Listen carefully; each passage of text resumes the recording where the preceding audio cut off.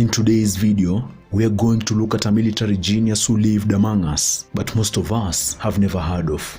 And this warrior is not 𝗤𝗏𝗪𝗏 of the Luo tribe or 𝗍𝗏𝗏𝗪, the dancing warrior from the Embu tribe.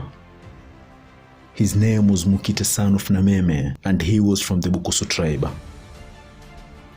Mukite was a man of unmatched courage and bravery. He was also imbued with the finest sense of nationhood than any of our leaders today combined, and that's all he needed to unite his people who had suffered for decades under their main adversary, the 𝗣𝗡𝗪𝗪 warriors. I presume you may now be asking, if Mukite, son of Nameme, was such a great military leader, then how come none of us know about his feats and accomplishments? Well, let me tell you a story. In days gone by around the late 1700s, the 𝗣𝗡𝗪𝗪 of the 𝗤𝗏𝗘𝗔𝗦𝗘 tribe had some of the fiercest warriors in the western region of Kenya. This was, of course, long before the white man came and cheated us that our ancestors were savages and then recruited millions of our people to go fight and die in their war, the World War II. Anyway, back in the day, the 𝗣𝗪𝗪 had a habit of raiding Bukusu villages even in broad daylight. They would steal cattle, loot crops, burn their homes, and even leave the land desolate. A few years after the birth of Mukite, son of Nameme, 𝗣𝗪𝗪 warriors attacked again. The raid this time round, however, was so bad that hundreds of Bukusus, including Mukite's parents, lost their lives. The rest of the Bukusu tribesmen fled into exile in 3 different groups. Even worse, on their way to present-day Port Victoria, the first group was excessively harassed by 𝗣𝗪𝗪𝗪 men. And I'd like you to remember this tribe's name, because after the rise of Mukite, they are going to pay dearly for all their atrocities. The second group fled to a location known as Marachi, and the third fled to a location known as 𝗑𝒍𝒪𝒪𝒧𝒑. After their reign of terror that had lasted a few days, the 𝗣𝗪𝗪𝗪 warriors retreated, and a small portion of the Bukusu tribe from the 3 groups decided to return and rebuild their villages. Mukite, son of Nameme, wasn't one of those who returned. Instead, he lived among the group that had fled to 𝗑𝒍𝒪𝒪🎧. Also, I'd like you to remember that Mukite wasn't a child when all of this was happening. He had seen his parents lose their lives and his communities burned to the ground. And to add insult to injury, the legend of how 𝗣𝗪𝗪𝗪 warriors had conquered the Bukusu kept being told over and over again his entire childhood. All this only deepened his sense of justice and hatred for the 𝗣𝗪𝗪𝗪 tribe. Mukite grew into a fearless man, and shortly after getting initiated as a warrior and before the farming season of 1822, he started devising a plan that would allow his tribesmen to retaliate against the infamous 𝗣𝗪𝗪𝗪. A huge portion of his tribe's ancestral land that had been abandoned by the group that did not return from exile had also been taken by different tribes, including the 𝗣𝗍𝗪𝗪 Luo, and the campaign he was organizing included making sure they reclaimed these portions of land as well. On the other side of the Bukusu group at Mukite, a seer whose name has been lost to history had also prophesied that a savior was coming from the most unlikely group and that he would help the Bukusu restore their lost glory. One early morning, Mukite, son of Nameme, hung drums around his neck and went around the neighboring villages summoning back all the Bukusu war fugitives that had assimilated into different tribes. He beat the drums in a sequence that signified everyone should reorganize for war, and whenever a crowd of Bukusu who understood the message came to his location, he would shout, saying, "I appeal to you Bukusu people to return to your ancestral land. Do not leave your country in ruins, and do not let your adversaries corrupt the land our fathers walked on." The authority in his voice, combined with the prophecy of the seer we just talked about, helped the masses heed his call. And after Mukite led them back to the village, he immediately embarked on training them in the art of warfare and instilled in them manliness and courage. He also created a new culture among the warriors that discouraged the habit of fleeing in the face of tough enemy attacks. His methods worked, and in next to no time, his regiment agreed that if they were going to die, then they'd rather die in battle than retreat and get hunted down like squirrels. Under his guidance, the Bukusu also proceeded to build more forts and manufactured headgears, spears, knives, bells, and clubs. They also started decorating their faces when going to war and came up with chants that would help them keep the adrenaline up in the battlefield. Mukite further trained them in the art of repelling their enemies and intimidating them. Some of the warfare tricks he trained them include hit-and-run tactics, mobility, nighttime attacks, petty warfare, coercion, and even deception. The last two were particularly essential since Mukite clearly understood that the 𝗣𝗡𝗅 had bigger armies and he needed tricks that would fool them into thinking that the Bukusu were more numerous and powerful than they really were. Finally, he trained them on how to properly handle their weapons and take away their enemies' weapons as well.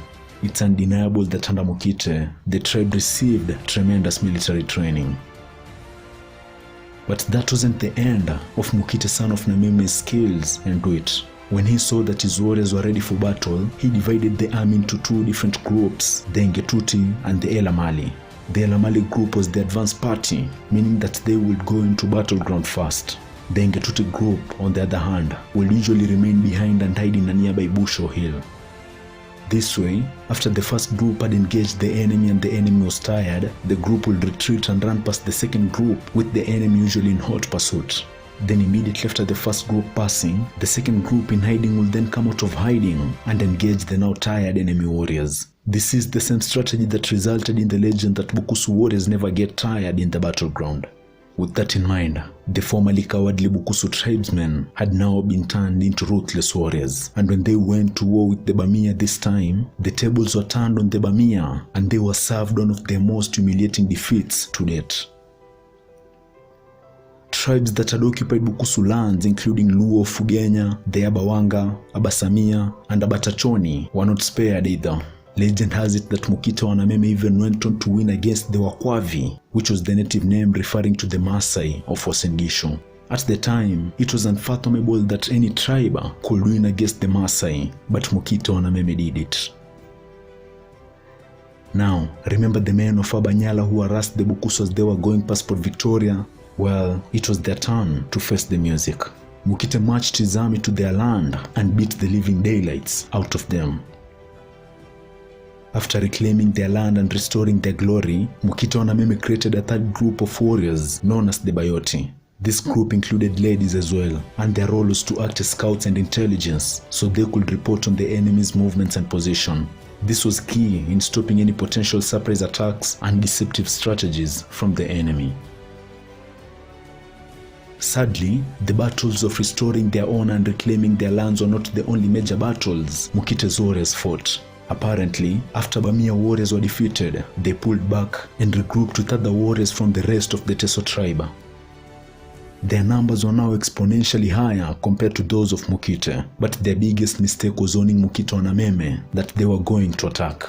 Confident in how big his army was, Opata, the leader of the 𝗣𝗏𝗏𝗏𝗏𝗏𝗏𝗏, tribe, warned the Bukusu that he was going to attack in 7 days, and so the tribe should prepare for war. Well, this decision proved to be fatal. Before the 6th day, the third group Mukite had created, the 𝗣𝗖𝗘𝗔𝗦𝗘, was sent to poison the walls next to the battleground. The Bukusu knew that these were the only sources of water the 𝗣𝗏𝗏𝗏𝗏𝗏𝗏𝗏𝗏𝗏𝗏𝗏 quench their thirst to quench their thirst in the heat of the battle. Only 3 wells were left, and these were the only ones Bukusu warriors were to drink from during the battle. Finally, they smeared the remaining poison on their arrows while saying, when the battle is fierce and they rush to the wells to quench their thirst, they'll drink the poison we've added to the water and die on the spot. And for those who happen to drink from the safe wells and continue fighting, they'll be hit by our arrows from a long distance, and they'll also fall on the spot. On the 7th chosen day, Opata arrived with his massive army prepared for the fierce battle that was going to ensue. But the Bukusu didn't choose the strategy they had used earlier. This time, they understood that the adversary's army was too big this time, and sending only one section of the warriors into the battleground would mean certain death. Instead, the spies reported on the route the enemies were using, and then a small group of Bukusu warriors hid on top of a hill next to the route the 𝗣𝗡𝗅𝗏𝗏𝗏𝗏𝗏𝗏𝗏𝗏 were going to use. As the enemies were marching by, the Bukusu warriors in hiding started launching poisoned arrows at them, and anyone that was crushed by the arrows even merely passed out almost instantly. Before the huge crowd of 𝗣𝗏𝗏𝗏𝗏𝗏𝗏𝗏𝗏𝗏𝗏𝗏 could understand what was taking place and protect themselves using their shields, they had already suffered hundreds of casualties, but this helped somewhat level the playground.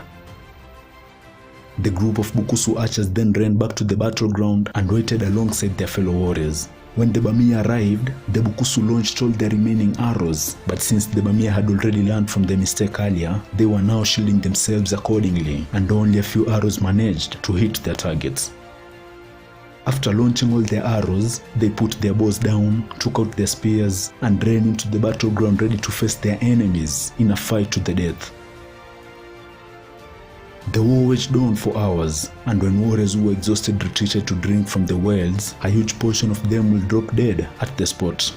Needless to say, the 𝗣𝗡𝗍 were thoroughly defeated, and that marked the last time the tribe would mess with the Bukusu tribe backed by Mukite or Nameme. When the war was over, the two tribes got into a formal agreement and learned to respect one another's territorial integrity.